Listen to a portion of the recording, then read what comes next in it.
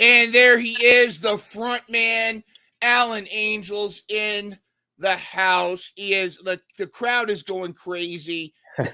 Ladies are throwing all kinds of unmentionables on the stage right now. Alan, how are you doing, buddy? I'm good, man. I'm good. You know, I don't have my red jelly beans, but I do got the green jelly beans. The green is my second favorite, so we're all good, man. All right, I appreciate that. Good.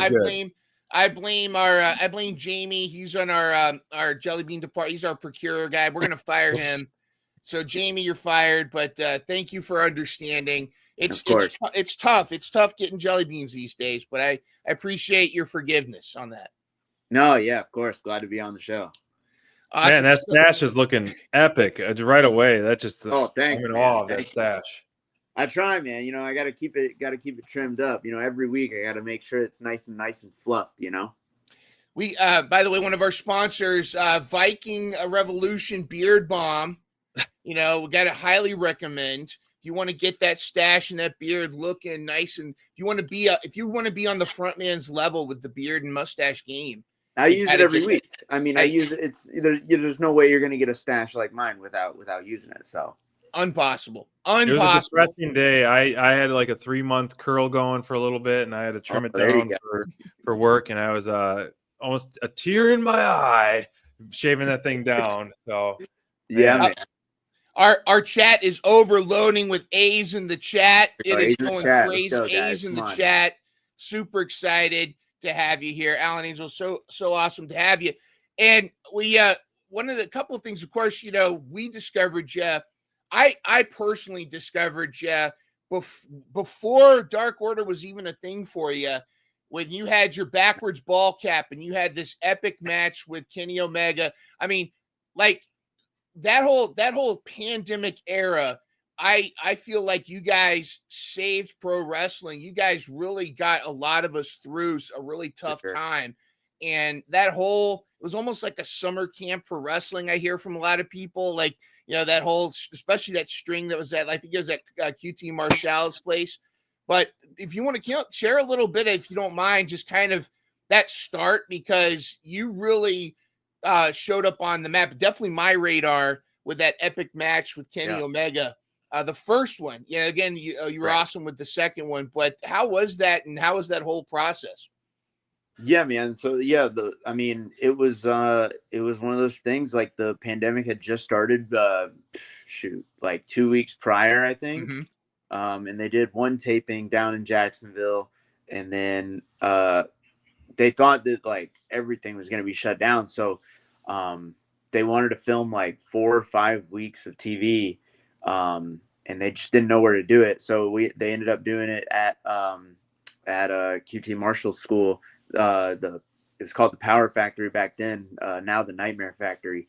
And we went there, and like you said, I do kind of think that in a way we saved wrestling, because I mean it was hard to see any wrestling. I'm very grateful that I got to do that, because I know so many of my friends that didn't get to wrestle for however long, you know, they could in their specific state, you know.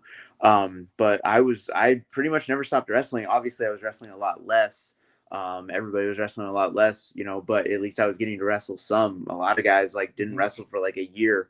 Yeah. Plus, just because they were stuck at home. So I got to wrestle at least once every 2 weeks, you know, which I was super grateful for. So, I mean, it was kind of like a little summer camp thing, because we all were like, everybody was there every 2 weeks, you know, because we would film 2 episodes, back to back, and then we would be home for 2 weeks and then go back.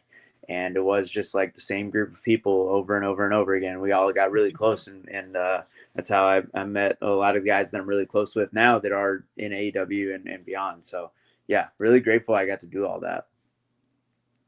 It's awesome. Like you said, QT spot, like our show for the 3+ years we've been on, really almost like there's so much that circulates around just him. And when we had him on a show a few years ago, it was so awesome to talk to him. Yeah. But like everything that he's done in wrestling on and off the screen. And in our intro, we have him giving us a shout out at All In 2021. You're on the panel too, as part of the vlog. And it's funny to see like cool to see everyone on the panel slowly coming on our show. You were wearing a mask at the time, but other than, well, if QT is one of them, like who are some of the early mentors that really helped you out, like your growth in AEW and beyond, and that you're still kind of like in touch with and like seeking advice throughout your growth of wrestling? Yeah, I mean, so I actually started training at AR Fox's school in sweet. Atlanta, Georgia, the WWA 4. And so, you know, I still love watching him wrestle to this day, but I actually started wrestling with him. So he was like my, you know, he's the guy who taught me how to do a headlock takeover. So I attribute a lot of my career to him.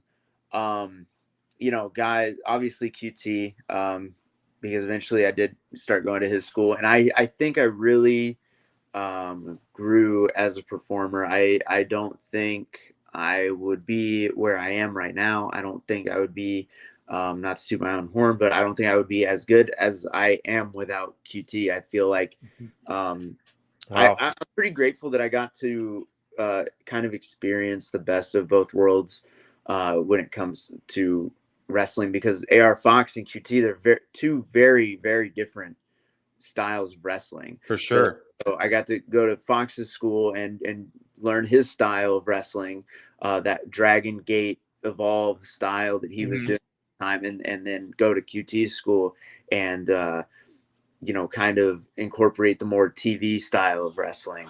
Learn how to smile. Yeah. I mean, like, you know, and he really taught me how to like slow down and just like and make every moment count, and make everything that you do look like it's the only thing that you're doing in the match, and just make it, you know, mean something. So yeah, I mean, like in AEW, there's so many guys backstage. Jerry Lynn is a guy I always like listening to him, pick his brain. He was definitely a guy I always like tried to get to watch my match, even if he wasn't the one agenting my match. I wanted to get his thoughts and get his opinions on it. He's one that comes to mind. Within the last few years, Alex Shelley actually is like a guy that I consider a mentor, and like a guy that, you know, kind of really, I mean, there's a bunch of guys on the indies right now that like he kind of took under his wing, and you know, we all became like one of Shelley's kids, you know. So he's for sure up there as far as like guys that really helped me and really mentored me, really advanced me along in my career. Hey, yo, after beating Chris Sabin, are you gonna be replacing Chris Sabin on the tag team there, or is that a possibility someday? That'd be sick, man. I wish, man. That would be sick. I would love to be a Machine Gun. I think I did the Motor City Machine Guns like classic tag move, the, you know, all like their little sequence that they do. Yeah. I did half of it with Shelley one time, so that was cool. That's cool. Yeah. We got to talk Dark Order. Of course, we also got to talk Valkyrie. Want to get your thoughts. Just, you know, of course, you know, Brody Lee bringing elevating that whole. You know, there was the golden age of the Dark Order was tremendous. I mean, you guys were actually the most entertaining part of the BTE vlog. Interesting though, because like those of us that were fans of both BTE and Sammy's vlog, the difference between how Five was treated on BTE versus on Sammy, it's like on Sammy, you were one third of the best boy band in history. I mean, hopefully there's going to be a reunion sometime. If Griff shows up at Pave the Way this Friday, you never know. Can we get like almost like when Rikishi joined Too Cool? Can we get like a little after show performance, perhaps? You know, but I don't know. Anyways, I want to ask your thoughts on Brody Lee, the Dark Order, and just kind of, you know, how that whole thing evolved. And I do agree that, you know, I think some people missed that you were kind of the heart, because you were the one that brought Hangman back into their friendship with when you gave him, I think you gave him a card or something. It was like the Christmas episode, and you were like that one character. Well, you know, how was that whole dynamic, and Were you feeling it, or do you think it was? And where do you think it could have gone? No, yeah. I mean, it was kind of an effort to make sure that everybody kind of played a role. I suppose. I think I want to say it was either Hangman's idea or Uno's idea for me as the guy that like did always like take the brunt of the the shit talking for for me to be the guy that kind of like ended up bringing us all together and then ended up bringing Hangman back and then also there was I think the whole thing was I sent out a bunch of emails because we had like an email thing that people could send in their application to join the Dark Order that like I think it just went to like nothing, but like there was obviously an email that people were sending stuff to, but like nobody ever responded to it. I think it was just like whatever. And then one day we just had the idea of like we should respond to these and like give everybody like a number or whatever. I don't remember exactly what was on the email, but then at the end of it, put my name, and then like somehow that ended up tying into the story of Hangman or whatever. But yeah, it was I think it was Uno's idea to like make sure that everybody was like kind of doing like their part within the Dark Order, making sure everybody was kind of like important, So. Yeah, absolutely. Like that iconic shootout scene where you guys it's that slow motion, and then like you're all, and of course the whole thing with 10 being on cocaine and he's dressed as a horse, and then even Jerry Lynn. The Jerry Lynn cameos were almost like Stan Lee cameos. Like when Jerry Lynn would like all of a sudden Jerry Lynn somehow is there. Great stuff, and but also with the vlog crew as well, like that it was almost a different. Would you say there was what's the difference between Five Angels on BT and the Dark Order, and then Alan Angels with the vlog crew, or is there a difference? Well, yeah, I mean, I feel like it's just in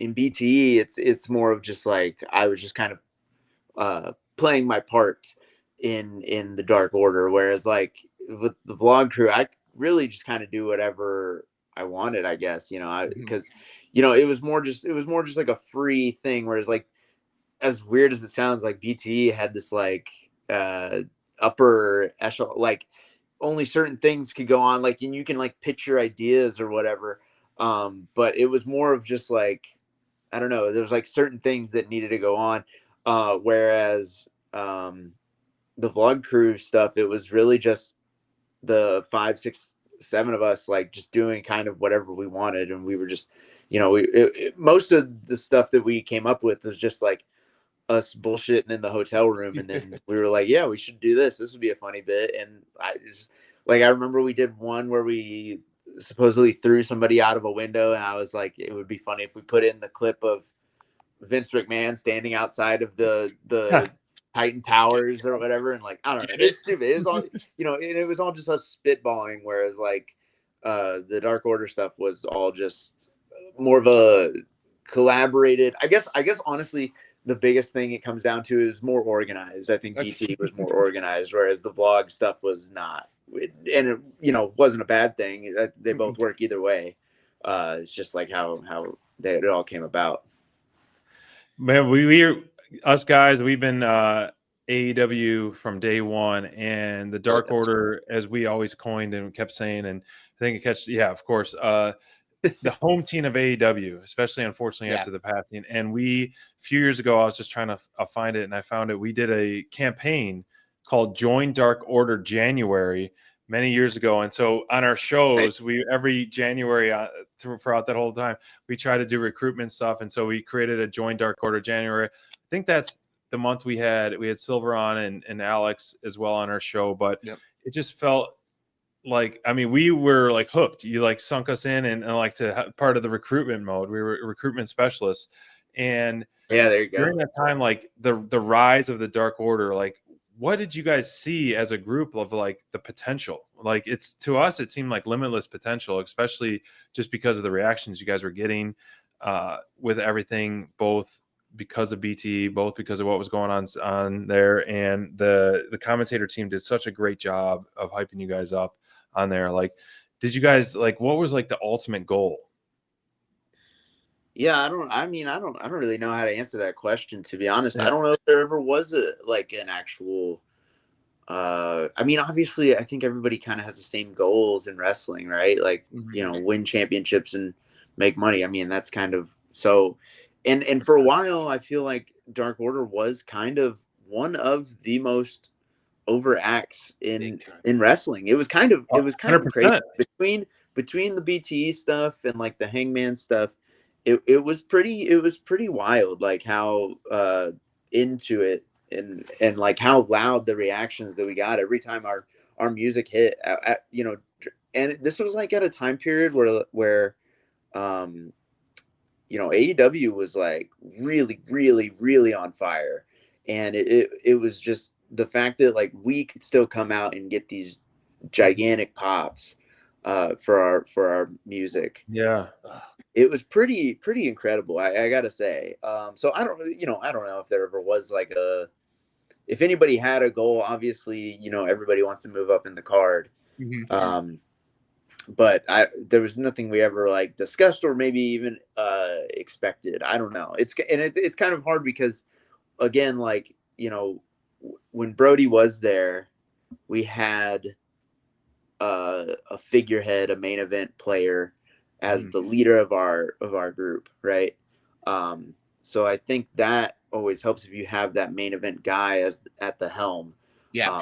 Because you're always going to be figured in somewhere because of that main event guy. And with the loss of Brody, I feel like we were just kind of a little bit directionless. So I don't know if you would say there was a cap on it, but it was sometimes there wasn't really we just didn't really know what was going on or what we would do because we didn't have that top guy in our group anymore. If that makes sense. Absolutely. It did seem like, nobody could replace Brody Lee, obviously, yes, but I feel like the closest when the Hangman stuff, right. when you Hungman, that two of my favorite Dark Order moments. I mean, there's so many, but as I'm number 42, by the way, representing, but that epic entrance that you guys did with Hanger. It was like when you were taking on the EVPs. They did some kind of like Space Jam thing, but you guys had that intro where it was all of you guys lined up, and it looked like there was a space for Brody up there too. Like, because there was one, like the spotlights hit all these spaces, but there was one empty space, I think a lot of us kind of were like, okay, that was for Brody. My other favorite was when they ran back, you and Kenny Omega one-on-one. And the crowd was so like, you were 5 at this point, but you were like ready. And that you started out like it was one of those things. And JR was talking you up. Everybody, like, I felt like if there was a moment for them to pull the trigger and somehow give you that Action Andretti moment or whatever, where you could get that 1, 2, 3 over, I mean, the place would have lost their minds. I was popping myself. I was like, this, pull the trigger, man. That would have, I feel like that would have been the move. Yeah. Wrestling someone like Kenny Omega, wrestling just those moments. What I do appreciate, and we're very positive on AEW because of what they've done and all that. And it's not perfect, of course, but one of the things I do like is how that they give opportunities for wrestlers like yourself to get that spotlight, to show off what you can do. And like, I feel like, let me ask you this. Do you feel like the climate now in wrestling, in the wrestling landscape, is such that not being with a major company or isn't necessarily a death sentence to your career? I mean, you look at guys like Matt Cardona, you look at guys like, what's that guy's name? Fuego del Sol. Fuego del Sol. We'll talk about that in a little bit. Or you can, go into TNA, and being the front man. There's such an opportunity now where you can really showcase. I mean, am I wrong in that? Has the landscape changed in the last 5 to 10 years for pro wrestling? Oh yeah, I mean, for sure. I think indie wrestling in itself, anyone can make a name. I think with the come up of X and Instagram and everything, and even like TikTok, like guys can make a name for themselves in any sort of number of ways. It's kind of it's still hard, don't get me wrong, but it is kind of at the point where you don't need the machine behind you to make a name for yourself, which is, awesome for anybody. Now at the same time, like it doesn't hurt to have that machine behind you. Because while there are guys like FV and Matt Cardona that can, consistently like make the money and get over by themselves, having that machine behind you definitely does not hurt.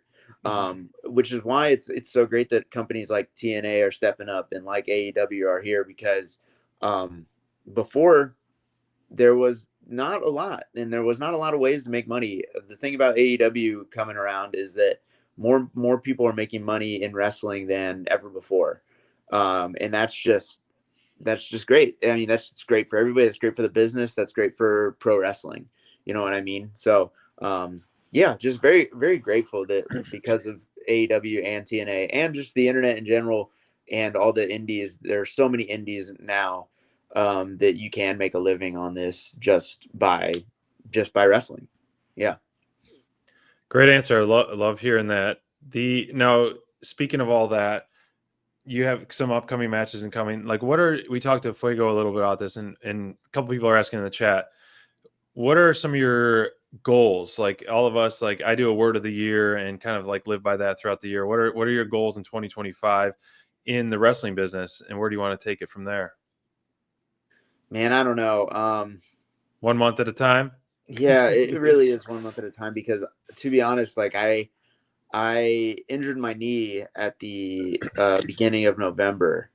And so for the last 2 months, I've honestly just been focusing on that. And it sucks because like I still have a bunch of bookings coming up, and I'm just, but like I'm trying to focus on those things, but at the same time, like I was still focusing on my knee, and I still am. Like my knee is still not necessarily 100%. So like for a while it's kind of crazy how you get so wrapped up in everything going on around you, and then something like this happens, and then you just have like tunnel vision. Like before I hurt my knee, it's like I'm looking this way, I'm looking this way, I'm looking this way, and then my knee gets injured, and I'm just like, it's literally just that. So and I'm still kind of coming back from that, so I'm still focusing on that a little bit. Besides that, I mean, it's the same as it's always been. I say this, anytime somebody asks, but my goal in wrestling has always just been to make a living and be happy, and be able to do this for a living, which I've been able to do for the last 4.5 years, and I'm super grateful for that. Well, so yeah. Well, hopefully we might be able to go back and edit that part about the knee so that the Dab brothers don't hear that. Yeah, those Dab guys. Let's talk a little bit about your upcoming match here. Again, you're tagging with Vlog Crew partner Fuego del Sol. Fuego del Swole, by the way, we got to call him Fuego del Swole because dude's been eating his Wheaties, drinking his creatine, as well. And of course, not to take away from you, but the power in your stash, I'm sure, is gonna help you there. But like we were talking about, I on the preview show I did with Marco on Tuesday, a lot of people don't want to sleep on the parental advisory guys. They're sneaky. They're young and they're rookies. And again, it's kind of interesting, full circle. Now you and Fuego are kind of the veterans where, just a few years ago, you guys were under the Jerry Lynn learning tree and the Kenny Omega and all that. But now you guys are kind of the veterans in this thing. But what are your thoughts going in? And an important question. We had a fan on Tuesday, Alan Tucker. I don't know if you're familiar with Alan Tucker. He's a huge Alan Angels fan, by the way, but he seems pretty confident that of the two, you're kind of the lead. You are the front man, that you're kind of the team captain and that Fuego should just kind of follow your lead. Take us through your thoughts on this upcoming match, and is Fuego going to be able to follow your lead? I mean, I'm not going to lie. I'm looking at this match graphic right here, and I'm in the back. I'm behind Fuego. And to a lot of people, that might not seem like a big deal, but you're supposed to be the front man, not the back man. Exactly. I was going to say I am the front man, so I'm not exactly sure. I don't know who makes these match graphics. If it's Marco, then Marco, you better get to fixing this because this is just not right. I mean, me and Fuego are cool. What can I say? Me and Fuego are cool. As long as he listens to the front man, listens to my strategy, what I would like to do, then I think we'll be okay. Now I have known Fuego for a while. He's a little bit rebellious, a little bit skittish, I would say. A little bit doesn't want to listen, doesn't really like authority too much. So I don't know. We'll see. Definitely. I mean, you're the front man. Would you say he's the drummer or the bass player? Man, I don't know. That's the thing. He does have a voice for music. I'll tell you what, he can be a backup singer. Oh, he can dance his cute little butt around the stage and do all that. But at the end of the day, I am the front man. No ifs, ands, or buts about it. That's true. I mean, Griff was the hair, right? Fuego was the butt, and you were the front man. I mean, you were the voice, you were the lead. So I'm the soul. Exactly. Yeah. Right. Now, is this going to be kind of a thing like Eddie Van Halen versus David Lee Roth, or where like Keith Richards and Mick Jagger? I mean, is this going to be? Are they going to be like battling for who's running things, or is this something where we're going to have some beautiful music?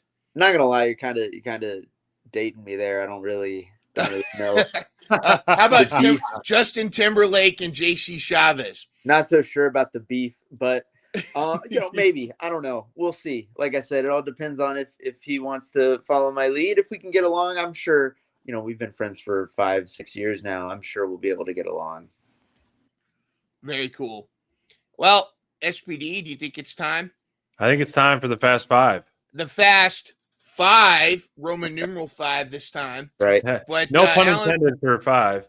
No pun intended at all. But before you face tomorrow night against the Dab Brothers, you and Fuego teaming up at Pro Wrestling Adrenaline, make sure get your tickets. If not, you can watch on Title Match Network. I will be doing a watch along when Title Match activates the stream for Pro Wrestling Adrenaline, all kinds of cool stuff. We're going to see the tag team action. But before we get to that tonight, even with your knee, you have to face the Fast Five.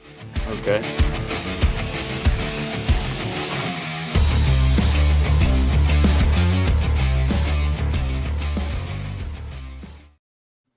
All right. These are 5 questions. You just respond as quick as possible with the first thing that pops into your mind. Okay. There are no wrong answers. This is just what pops into your head at the time. But explanations are allowed and sometimes encouraged because we've had some we've had some interesting answers. We'll tell you a little bit later about Murder Hawk. We found out what he likes to eat in Japan. All right. Anyways, here we go. First question is, Alan Angels, would you rather take a chop from Minoru Suzuki or Brooke Havoc? We'll go with Suzuki on this one. Okay, Suzuki, you'd rather take a chop from Suzuki. So you're saying that you fear Brooke Havoc. Yeah, Brooke probably owes me one. It's fine. Receipt. Yeah. Receipt. You could have any superpower in the world, what would it be? Damn, that's a hard one. Probably, I mean, my mind goes to flight, but I feel like that's just such an easy answer. I don't really. That's all right. Nothing wrong with that. Probably teleportation. I think I hate traveling a lot, so we'll go with that. Teleportation in the business would be tremendous. You could take bookings everywhere. Yeah. All over the place. True. All right. Question number 3. What do you feel? How do you feel about daylight savings time? It's whatever. All right, whatever's an acceptable answer, I'll take it. It's fine with me. I don't really care either way. Gotcha. Because what's growing on your face, I had to pivot on this one. Who has the best stash in wrestling, you aside? Has had in history or present, best mustache? The Butcher. I was gonna say he's top notch there. Yeah, he at one point he had the big handlebar boy. That was sick. His stash is intimidating, that's for sure. Yeah. Possibly a Viking stash from Viking Revolution. Beard Bomb. Get yours now. Activate code DDL when you visit the website. Absolutely.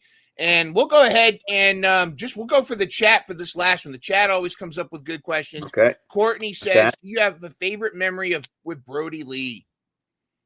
Favorite memory with Brody Lee? Probably either the BT skit with Sue, where she threw the papers, or there's one that nobody ever really talks about a lot, but we were all in the bathroom and somebody wrote something like Brody sucks on the mirror or something like that. I don't know. All I remember is Brody was getting in all of our faces and none of us could keep a straight face the whole time. So yeah.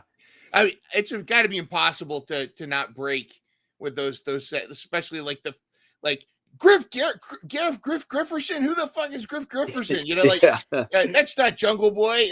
All of this, and I would get a kick out of like Anna Jay trying to keep a straight face. She's always like this.